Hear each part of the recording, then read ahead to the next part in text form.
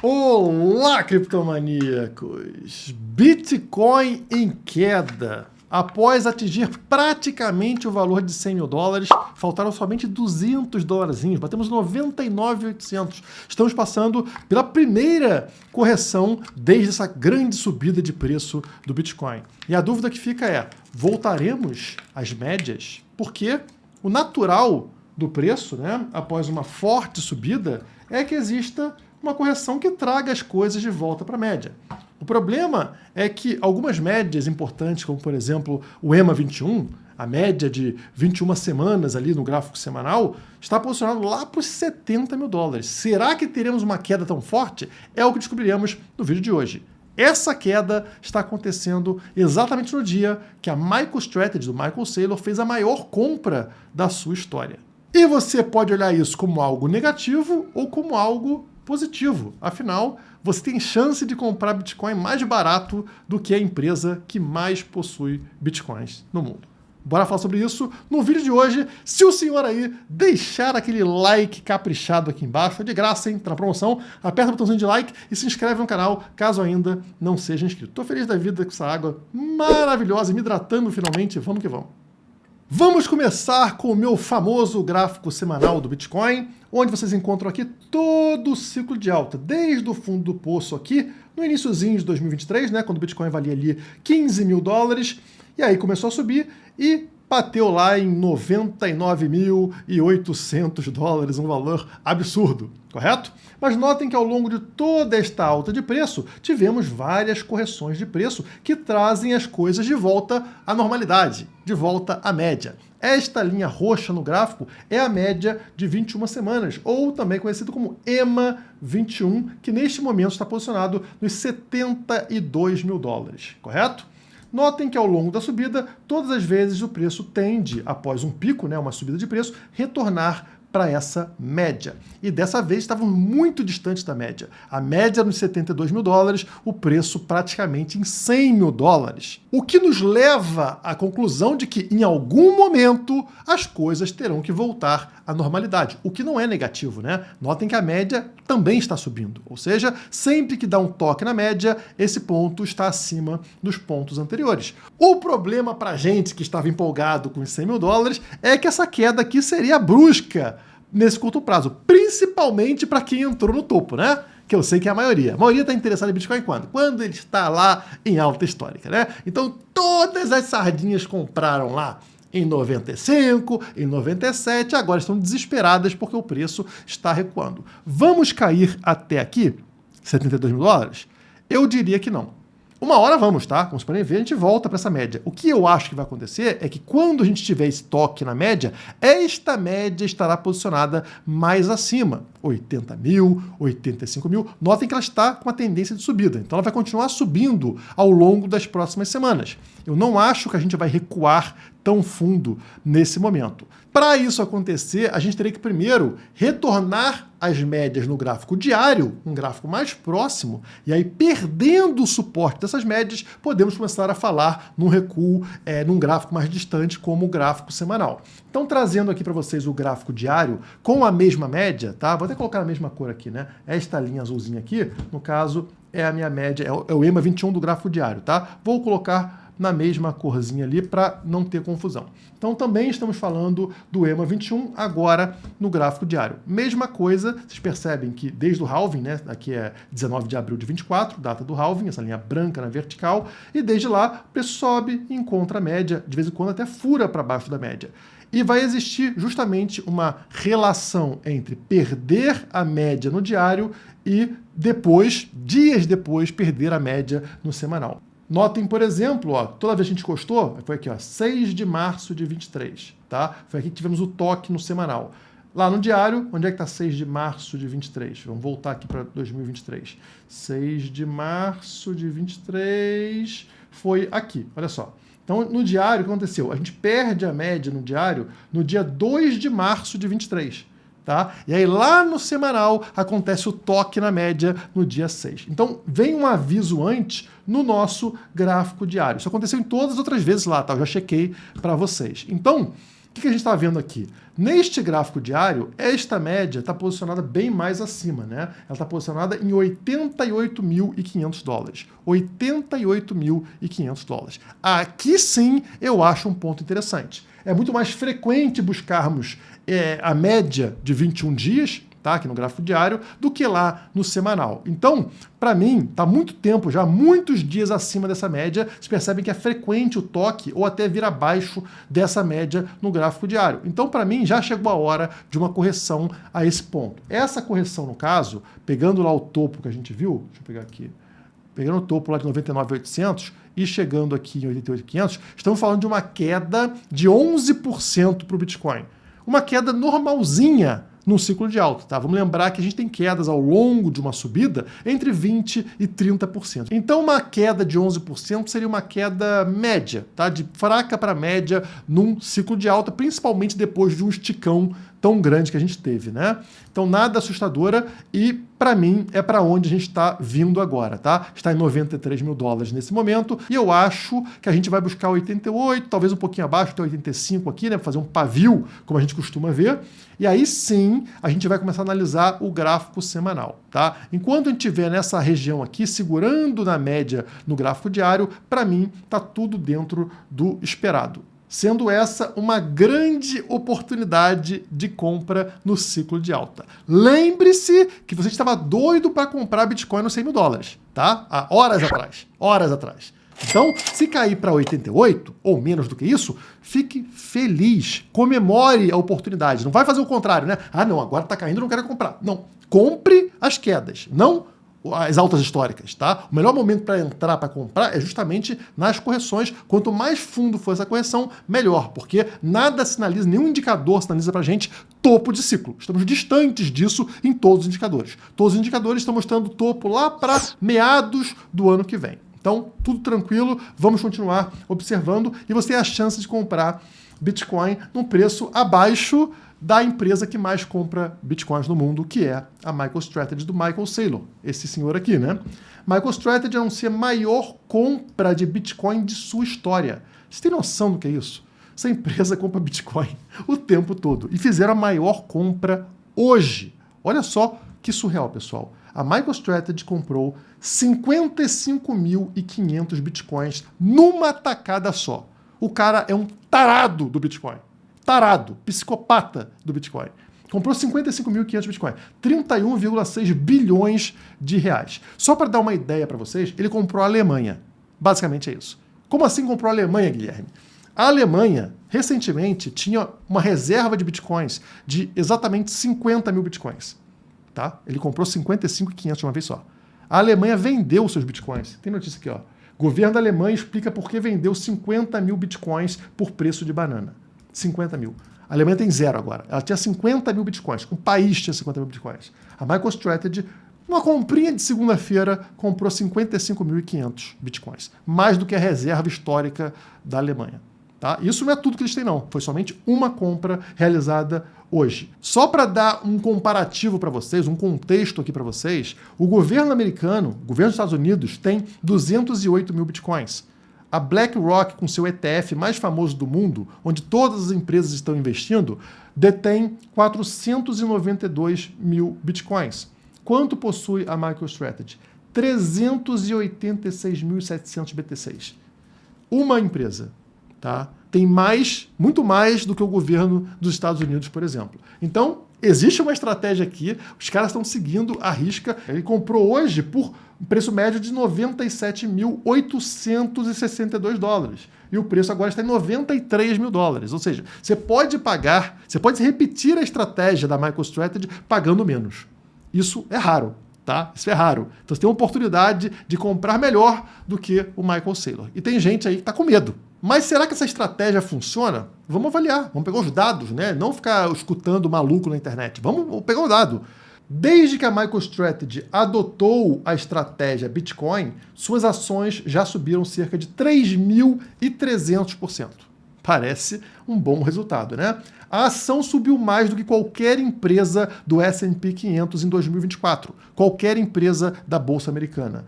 e com apenas 116 milhões em receita trimestral. Ou seja, na atividade da empresa MicroStrategy mesmo, a receita é baixa, é pequena. Todo o resto que fez ela crescer vem do Bitcoin. Na verdade, a MSTR subiu quase o triplo do que a Nvidia no acumulado do ano. Esse é o impacto do Bitcoin nas finanças de uma empresa.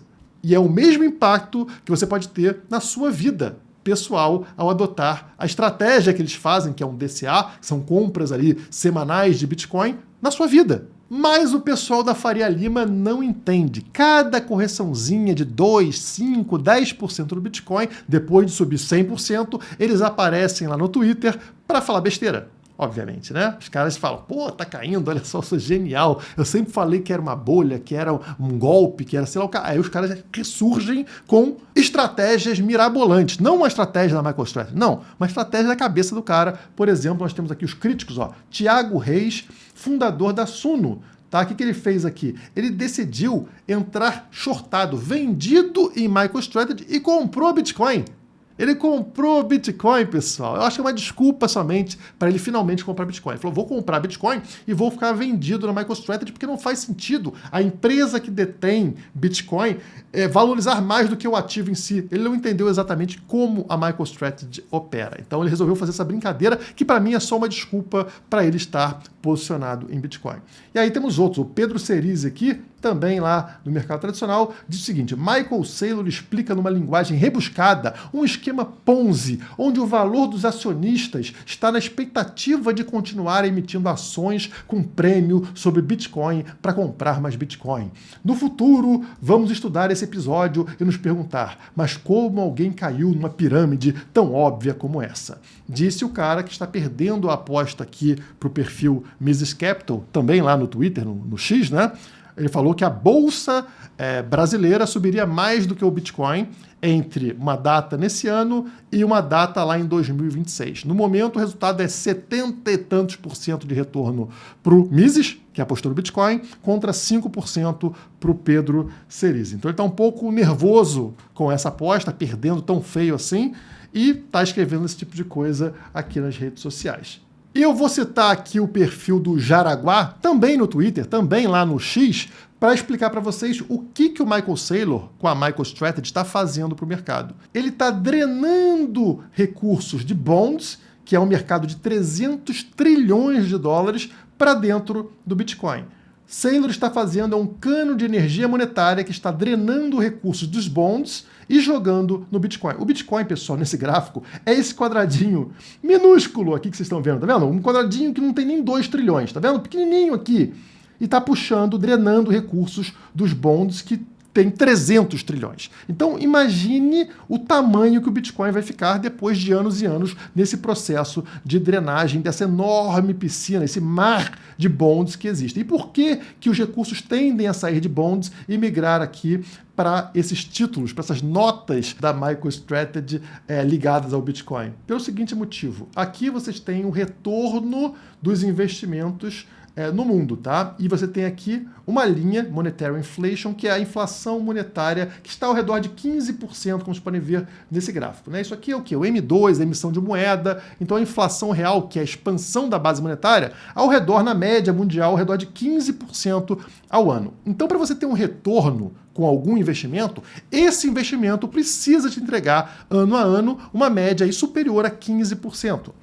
E quando você olha para os ativos aqui, você vai perceber que quase nenhum te entrega isso. Ou seja, você está com uma perda contínua. Você tem a opção ali de ter uma perda fixa ou uma perda variável. Não uma renda fixa e uma renda variável. É uma perda fixa ou uma perda variável. E no caso dos bonds, vocês vão ver aqui, ó, o primeiro bond que aparece aqui é qual? Convertible Bonds, 8,5 ao ano, tá? De média aqui, bem abaixo de 15%, né? Quase metade do que deveria para você não ter perdas. Depois tem aqui High Yield Bonds, 4,6, Investment Grade Bonds, 3,7, e aí vai caindo, distanciando ainda mais da média da inflação mundial, ok? E aí você percebe, acima dessa média nós temos somente três coisas. Crescimento dos Estados Unidos, o país que manda no mundo. Então, se os Estados Unidos têm 15% de retorno, pode ter certeza que todos os outros países que usam o dólar têm um retorno abaixo de 15%, portanto, abaixo da inflação, não fazendo sentido investir. Você que está na Bolsa Brasileira sabe disso, caso você jogue no Google Bolsa Brasileira em dólares, né? Bota aí, IBOV/USD, Bolsa em dólares, e você vai ver que só perde valor ano a ano. Você não tem nenhum retorno investindo na Bolsa Brasileira, que aqueles especialistas lá da Suno e de outras empresas falam para você que é uma maravilha, né? Invista na Bolsa, está sempre barata. A Bolsa está sempre barata. Ela só cai em dólar e ela está sempre barata, nunca fica cara. Esse é o problema. E aí, Estados Unidos 15%, depois tem aqui o Nasdaq, né, o índice das ações de tecnologia, cerca de 18% ao ano em média, e nós temos o Bitcoin, que a gente teve que roubar negativamente para o Bitcoin, senão não seria 49% anualizado, seria 200%. Então o que a gente fez? Para todos os ativos aqui, é uma média de 14 anos anualizada. Para o Bitcoinzinho, a gente pegou só 4 anos, tá? Só o período mais recente, pegando aqui a maior parte dos anos em bear market, né? Pegando ali o bear market que a gente teve em 2022, em 2023 e colocando nessa média que deu 49% ao ano, muito acima da inflação de 15% e muito acima do segundo lugar, Nasdaq, com 18%. Isso quer dizer o quê? Que não existe comparação entre bonds e Bitcoin.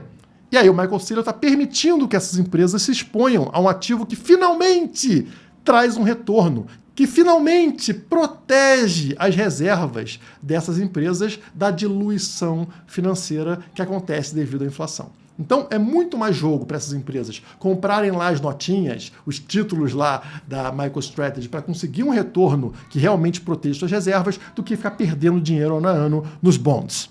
Não à toa, a captação líquida mensal em ETFs spot de Bitcoin bateu recorde nesse mês de novembro de 24, tá? Desde o lançamento dos ETFs spot de Bitcoin, nunca tivemos tanta captação. Por quê? Porque, justamente o que eu mostrei para vocês, os gráficos mostram que não tem investimento trazendo retorno que cubra a inflação, exceto Bitcoin. Então as pessoas estão migrando pouco a pouco para o Bitcoin e cada vez numa velocidade maior.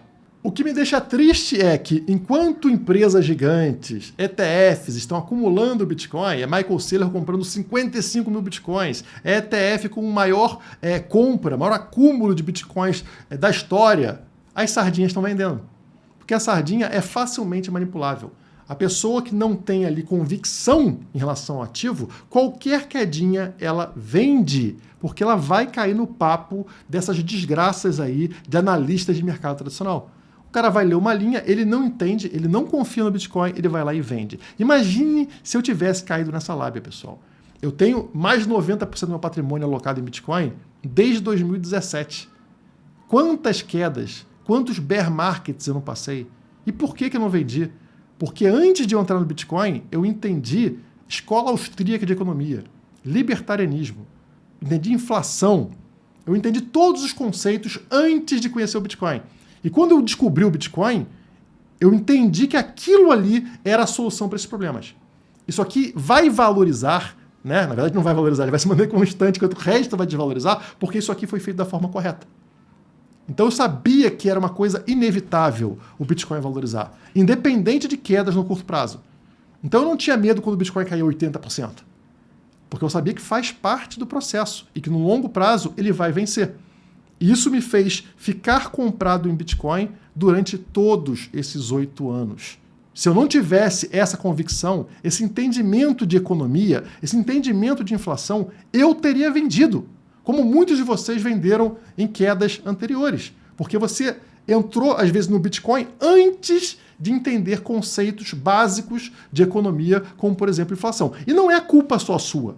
Você foi ensinado assim pela desgraça do MEC, pela desgraça da escola estatal. Ah, mas minha escola é privada, não interessa. Segue a cartilha do MEC, obrigatoriamente. É um monopólio da educação, né? O governo define o que você vai aprender, a grade curricular. E, obviamente, na grade curricular não tem nada sobre escola austríaca de economia, não tem nada falando sobre M2, sobre a inflação real, que a inflação é o aumento da base monetária e culpa do político, culpa do Estado. Claro que não.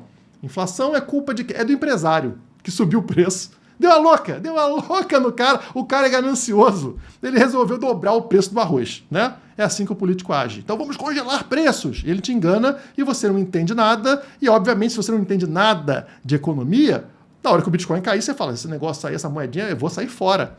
E aí você se ferra.